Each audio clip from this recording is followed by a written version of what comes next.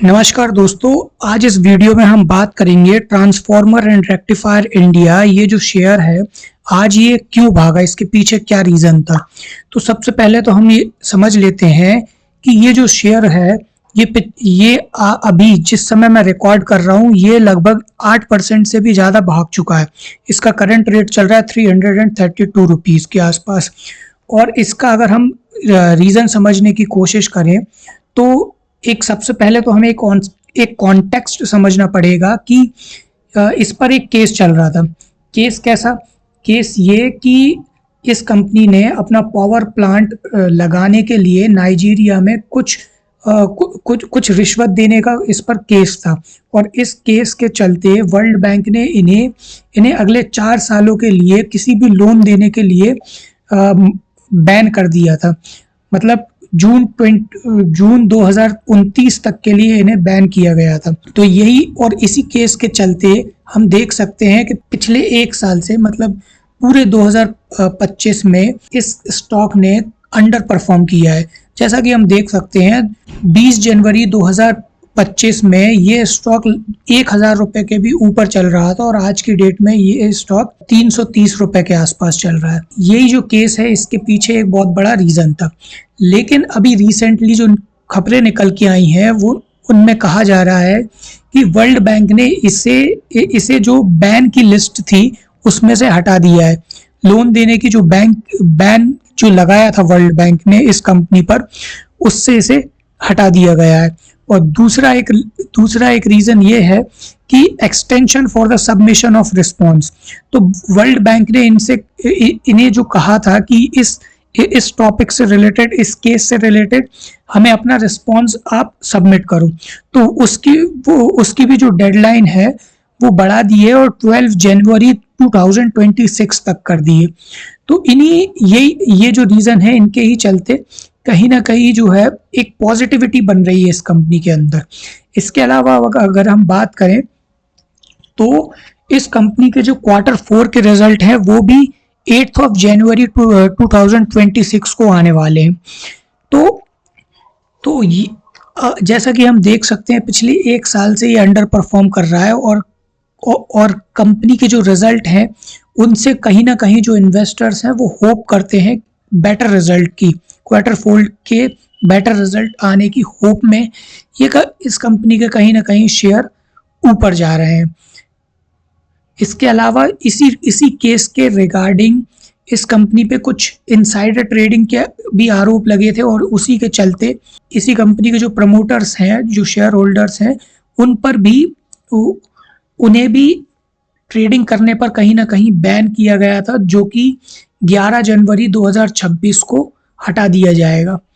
तो ये भी एक पॉजिटिव खबर निकल के आई है। और तीसरी खबर एक पॉजिटिव ये निकल के आई, द ऑर्डर बुक टारगेट। इन्होंने जो अपने ऑर्डर बुक के जो टारगेट है वो 8000 करोड़ के आसपास कर दिए। रिसेंटली इन्हें और भी कुछ ऑर्डर्स मिले हैं, जैसे कि 389 करोड़ का जो ऑर्डर मिला है ये गैटको से मिला है नवंबर में। तो इसी तरीके से इन्हें कई ऑर्डर मिल रहे हैं और आने वाले समय में भी ये अपनी ऑर्डर बुक कहीं ना कहीं बढ़ाने वाले हैं और 8000 करोड़ का ऑर्डर का इनका टारगेट लेकर चल रहे हैं फाइनेंशियल 2026 के लिए। मोटा मोटा देखा जाए तो आज का जो रेट बढ़ाया गया है, ऐसी कोई स्पेसिफिक आज तो न्यूज़ नहीं आई है, लेकिन ये है होप की वजह से। इसके बाद में अगर हम इसके कुछ फाइनेंशियल्स की बात कर लेते हैं, तो अगर हम इसके फंडामेंटल्स की बात करें तो ये लगभग 10,000 करोड़ के मार्केट कैप वाली कंपनी है जो कि पावर प्लांट मैन्युफैक्चरिंग, फर्नेस और रेक्टिफायर ट्रांसफार्मर को बनाती है, मैन्युफैक्चर करती है। इसके अलावा इसका अगर हम पीई की बात करें तो 41 का पीई है, ठीक है। इसके अलावा अगर हम पिछले 1 साल का इसका परफॉर्मेंस देखें तो ये कंटिन्यूसली गिरता जा रहा है, अंडर परफॉर्म किया है। इसकी अगर हम इस पे प्रॉज की बात करें, इस कंपनी की अगर खूबियों की बात करें तो company is expected to give good quarter. तो भाई जैसा कि अब मैंने पहले भी बताया था कि कंपनी जो है गुड रिजल्ट के बारे में, गुड क्वार्टरली रिजल्ट एक्सपेक्ट कर रही है।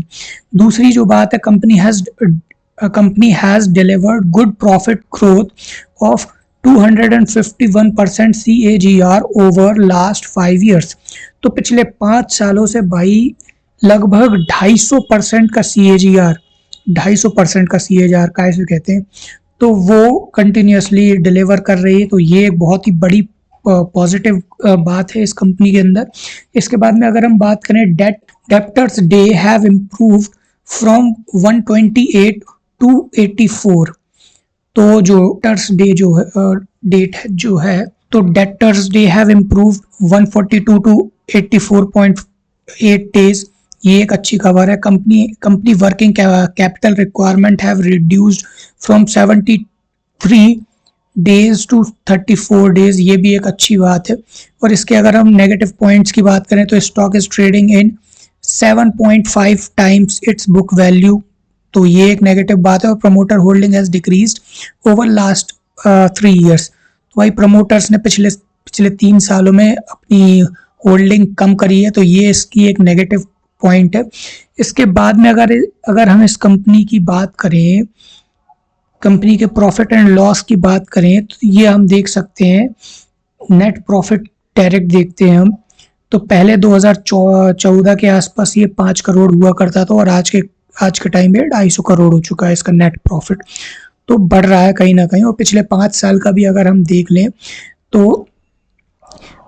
तो ये 1 करोड़ मार्च 2020, चलो कोरोना था उस समय, अगर हम छोड़ भी दें उस समय को, तब भी हम देखें तो ये मार्च 2020 में 14 करोड़ था, फिर 42 करोड़, फिर 47 करोड़।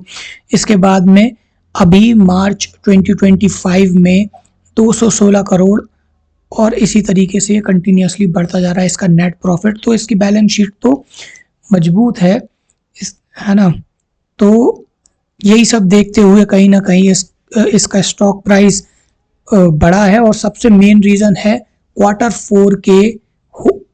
4 के रिजल्ट से हाई एक्सपेक्टेशंस का होना। तो देखते हैं क्या होता है। बाकी फिर मिलते हैं अगली वीडियो में, तब तक के लिए धन्यवाद।